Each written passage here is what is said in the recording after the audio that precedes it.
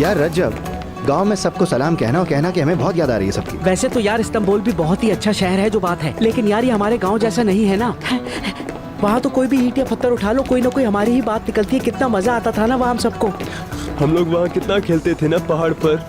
नानी भी उस वक्त जिंदा थी, हम तीनों और नाजली। फिर हम बड़े हो गए। नाजली कहाँ है?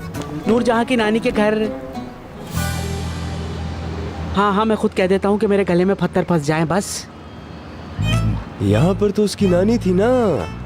नहीं, बहुत दूर बेकौज में। हाय, क्या बोल दिया मैंने? क्या बेवकूफ इंसान हूँ मैं कभी सहरा ना पहन सकूं। ठीक है, नानी तो गुजर गई भाई, चली गई वो।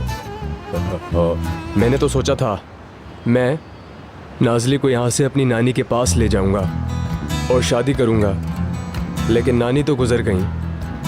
तो अब नाजली को ढूंढ लेता हूँ, चलता हूँ फिर। रजब रुक जाओ रजब, देखो यार हमें परेशान मत करो।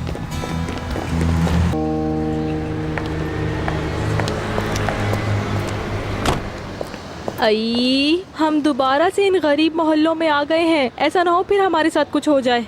तुम बिल्कुल फिक्र ना करो ना मेरी जान, इस दफा हम तैयार हैं। जबरदस्त। ये रजब है ना? रजब? अरे सीमा साहिबा, शुक्र है आप मिल गई। पुलिस! ये हमसे बदतमीजी कर रहा था। अरे बाजी, इस बेचारे ने क्या किया था आपके साथ? ये क्या डाल दिया आपने हमारी आंखों में? पुलिस! मेरी आंखें अभी तक जल रही हैं। क्या मैं फिर नाजली को नहीं देख पाऊंगा क्या?